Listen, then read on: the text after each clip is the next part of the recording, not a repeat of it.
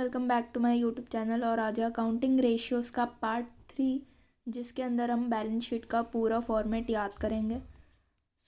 Balance sheet जो होती है हमारी पार्टनरशिप के अंदर, वो होती थी अलग तरीके से कि हमारे एसेट, लाइबिलिटीज़ और एसेट्स हॉरिजॉन्टल फॉर्म में लिखे होते हैं, लेकिन ये होती है हमारी वर्टिकल फॉर्म के अंदर, कि मतलब यहाँ पे होती हैं लाइबिलिटीज़ और यहाँ पे होते हैं एसेट्स।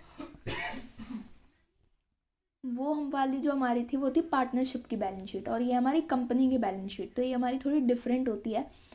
बस इसमें यही डिफरेंस होता है कि यहाँ पे लाइबिलिटीज़ लिखी होती है तो उसके नीचे ही एसेट्स आ जाती हैं, यहाँ पे आने की बजाय यहाँ पे आ जाती हैं। बस इसमें यही डिफरेंस होता है। इसका फॉर्मेट होता है पर्टिकुलर्स,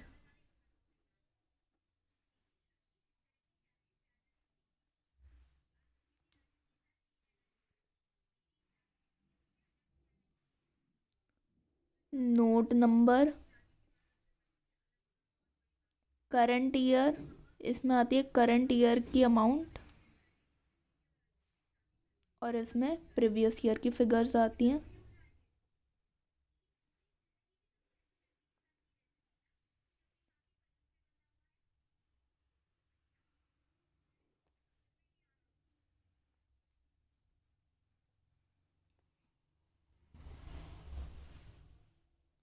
पहले होता है इक्विटी एंड लाइबिलिटीज़। इसके अंदर हमारी सारी इक्विटी और लाइबिलिटीज़ आ जाती।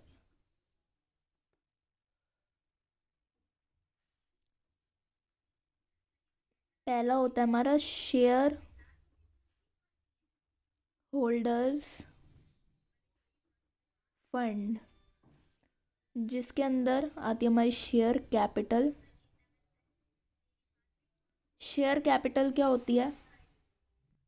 शेयर कैपिटल वो कैपिटल होती है जो कि कंपनी इशू करती है, जिसको लोग सब्सक्राइब करते हैं। इसके अंदर दो तरह की शेयर कैपिटल आती है, equity share capital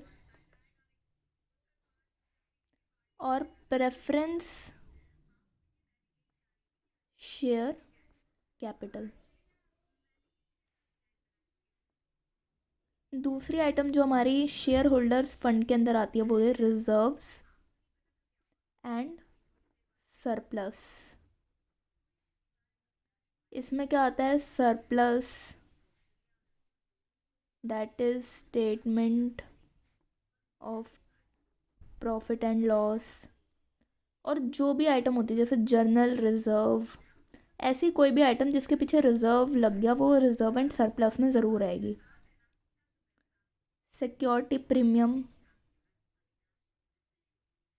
security premium के पीछे भी पहले रिजर्व लगता था, लेकिन अब उसे सिक्योरिटी प्रीमियम कहते हैं, लेकिन वो भी रिजर्व एंड सरप्लस में आएगा। एम्प्लॉयज़ बेनिफिट रिजर्व और एक्सेट्रा, ऐसी ही इसमें आइटम्स आती हैं।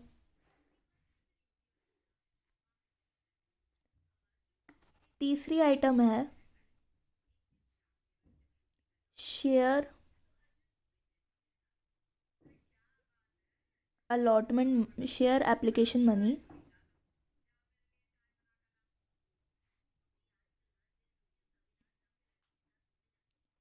पेंडिंग अलॉटमेंट,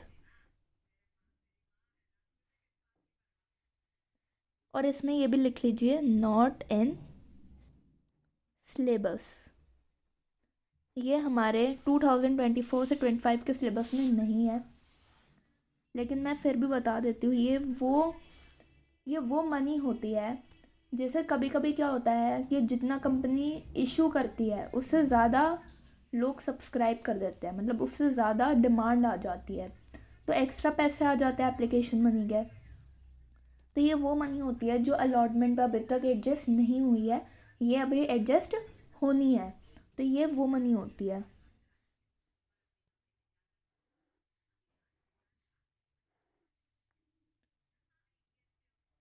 अब आएंगे हमारी लाइबिलिटीज़। लाइबिलिटीज़ हमारी दो तरह की होती है। ये हमारा इक्विटी का पार्ट चल रहा था। ये हमारी क्या होती है?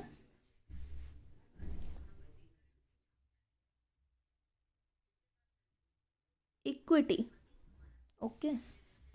और अब हम करेंगे लाइबिलिटीज़ की बात। लाइबिलिटीज़ दो तरह की होती है, non current liabilities and current liabilities. तो पहले लिखेंगे नॉन करेंट लाइबिलिटीज़। पहला इसमें आएगा long term borrowings. Long terms borrowing क्या होती हैं? वो पैसा जो हमने कहीं से उधार लिया हुआ है लंबे समय के लिए, जैसे कि डिबेंचर्स, जैसे कि बॉन्ड्स। ये वो लाइबिलिटी होती हैं जो कि 12 मंथ्स के बाद, मतलब कि जो भी ऑपरेटिंग साइकिल होती है उसके बाद पे की जाती हैं। ऑपरेटिंग साइकिल हर एक कंपनी की अलग अलग होती है, किसी की 12 मंथ्स होती है, किसी की 12 मंथ से ज़्यादा की ऑपरेटिंग साइकिल होती है। ऑपरेटिंग साइकिल वो एक्टिविटी, मतलब वो टाइम पीरियड होता है जो एक कंपनी को लगता है उसकी एक्टिविटीज़ परफॉर्म करने में। तो अगर उस ऑपरेटिंग साइकिल से के बाद अगर किसी लाइबिलिटी की पेमेंट की जा रही है तो वो होगी नॉन करंट लाइबिलिटी, जैसे कि डिबेंचर्स, बॉन्ड्स, टर्म डिपॉजिट्स, नहीं टर्म लोन्स, जैसे कि पब्लिक डिपॉजिट्स। पब्लिक डिपॉजिट भी क्या होती है? लॉन्ग टर्म बोरिंग होती है। उसके बाद हमारी आती है ये जो हमारी लॉन्ग टर्म बोरिंग होती है, इसके अंदर अगर जैसे कोई लोन है उसको 5 साल में रीपे करना है, और अगर उसको रीपे करने का टाइम कितना बच गया, 1 ईयर बच गया, मतलब वो हमने लास्ट ईयर में आ गया, तो वो हमारी बन जाती है current मैच्योरिटीज of long term debt. मतलब कि वो लॉन्ग टर्म बोरिंग से शॉर्ट टर्म बोरिंग बन जाती है उसके फाइनल ईयर के अंदर। अब नेक्स्ट हम पढ़ेंगे हमारी नॉन करंट लाइबिलिटीज के अंदर दूसरी आइटम आती है डेफर्ड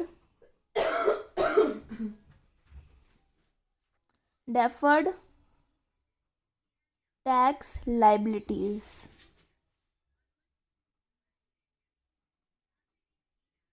इसके साथ में आप लिख लीजिए नॉट इन सिलेबस। ये भी हमारे सिलेबस के अंदर नहीं है।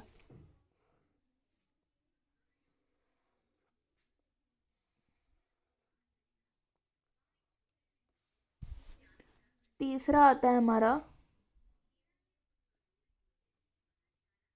Other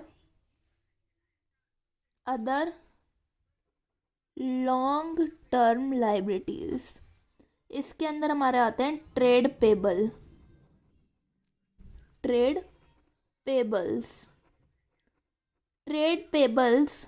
other long term liability बन जाते हैं अगर ये डिसाइड किया जाता है कि उनको हम 12 मंथ्स के बाद या फिर ऑपरेटिंग साइकिल के बाद पे करेंगे।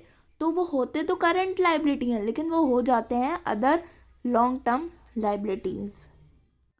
अदर लॉन्ग टर्म लाइबिलिटीज के कुछ एग्जांपल होते हैं premium payable on redemption of debenture, premium payable on redemption of preference shares. और अब हमारे आते हैं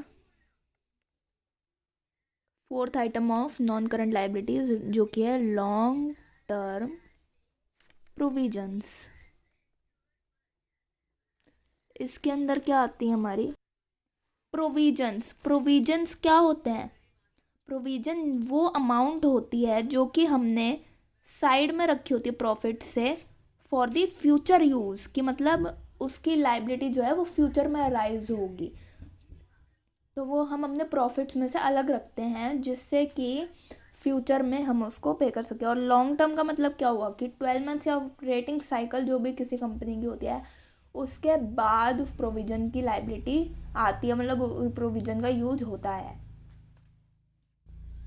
जैसे कि एम्प्लॉयज़ के बेनिफिट के लिए, मतलब एम्प्लॉयज़ काम करते हैं, वर्कर्स कंपनसेशन रिजर्व जैसे होता है कि वर्कर्स को कंपनसेशन देंगे, तो ये वैसे होता है, मतलब प्रोविज़न बनाए जाते हैं, शॉर्ट टर्म प्रोविज़न जो होते हैं वो तो कम समय के लिए होते हैं, लेकिन लॉन्ग टर्म जो होते हैं वो अमाउंट होती है जो लंबे समय के लिए इकट्ठी की जाती है। उसके बाद हमारी आती है करंट लाइबिलिटीज़। ये वो लाइबिलिटीज़ होती हैं जो 1 साल के अंदर ही अराइज होती हैं। करंट लाइबिलिटीज़ जैसे कि हमारी शॉर्ट टर्म बोरिंग्स। पहला आता है हमारा शॉर्ट टर्म बोरिंग। आप इसे याद कर सकते हैं कि नॉन करंट लाइबिलिटीज़ के अंदर क्या होता है, लॉन्ग टर्म बोरिंग पहला, इसमें क्या है शॉर्ट टर्म बोरिंग। दूसरा इसके अंदर क्या होता है, ट्रेड पेबल, उसके अंदर क्या था, डेफर्ड टैक्स लाइबिलिटी। उसके अंदर क्या था, अदर लॉन्ग टर्म लाइबिलिटी। इसके अंदर क्या है, अदर करंट लाइबिलिटी। उसके अंदर क्या था, लॉन्ग टर्म प्रोविजन, और इसके अंदर क्या है, शॉर्ट टर्म प्रोविजन। तो ऐसा आप याद कर सकते हैं। लॉन्ग शॉर्ट टर्म बोरिंग क्या होती है कि वो पैसा जो हमने उधार लिया है कम समय के लिए। दूसरा होता है हमारा ट्रेड पेबल। ट्रेड पेबल के अंदर हमारे दो आते हैं, बिल्स पेबल और सन्ड्री क्रेडिटर्स। तो ये हमारी क्या होती हैं, करंट लाइबिलिटीज़ होती हैं कि हमें 1 साल के अंदर ही पे करना है। तीसरा हमारा होता है other current asset, other current liabilities.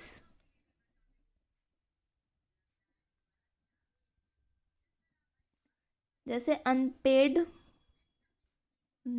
Dividend, unclaimed dividend. अब आता है हमारा शॉर्ट टर्म प्रोविजन।